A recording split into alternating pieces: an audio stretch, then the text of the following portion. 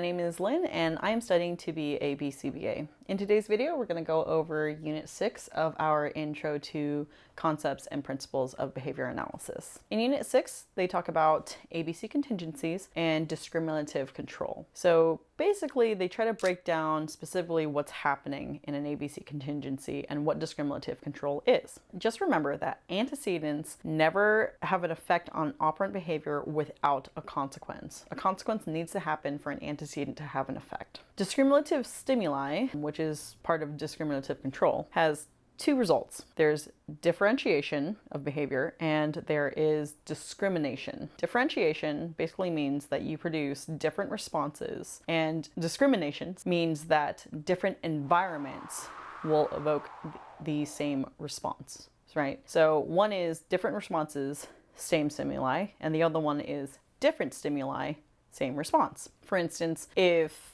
we are giving a cat a bunch of treats, whenever it comes out to snuggle with us, eventually, if it's discriminating, it will be going over to someone else and snuggling with them, and it will go to your best friend and snuggle with them. It'll go to your boyfriend and snuggle with them. So even though there's different stimuli, they're still giving the same response. So that's discrimination. Versus differentiation would be, okay, a cat's hiding under a bed for a long period of time, so you give them treats whenever they come out. It doesn't matter what they do, they just have to come out. So the cat comes out, gets a treat, and then the cat decides to come out and play with a ball, so it gets a treat, and then the cat decides to come out and use the litter box, so it gets a treat. So it's different responses, and it's still functionally getting the same thing. There are four basic types of discriminative stimuli. There is the SD, which is discriminative stimulus for reinforcement.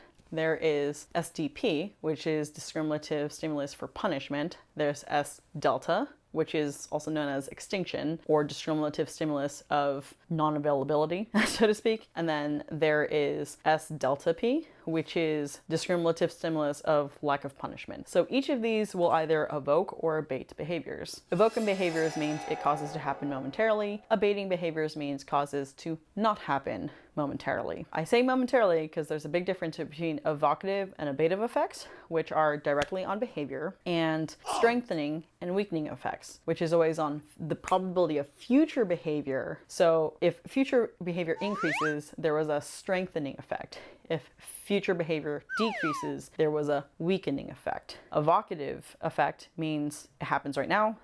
Abative effect means something happened and they immediately did not or stopped doing something. There's also conditional discrimination.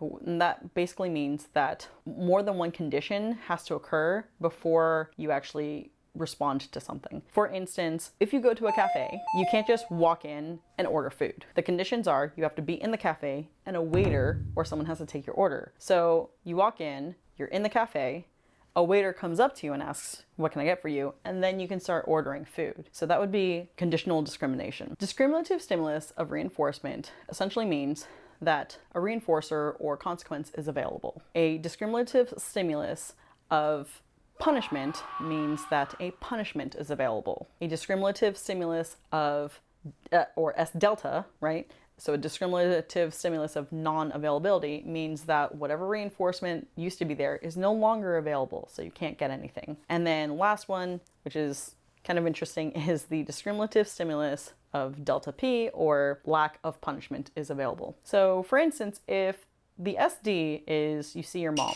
and your mom always has treats for you, then you will go to your mom and you will ask for a treat and you'll get one. However, if your grandma is there with your mom and she hates it when you get treats for whatever reason, your mom will not give you treats. So suddenly grandma is the signal of S delta. She's the extinction signal, right? If your dad is there and he's also angry because he had to pay your dental plan and he's mad that you're getting all sorts of cavities, and he yells at you for asking for treats, that is punishment. So your dad being there is a signal that punishment's available. So you are less likely to ask for a treat. But if your dad, let's say your dad is there, but he's on the phone and he's not paying attention to you, and your mom is still there, and you go up to your mom and ask her for a treat, and your dad is just on the phone busy, that is the S delta P. That means that the punishment is not available, so that's going to evoke behavior. So things that evoke behavior are SD, which is the discriminative stimulus of reinforcement, and S delta P, which is punishment is not available. Both of those will evoke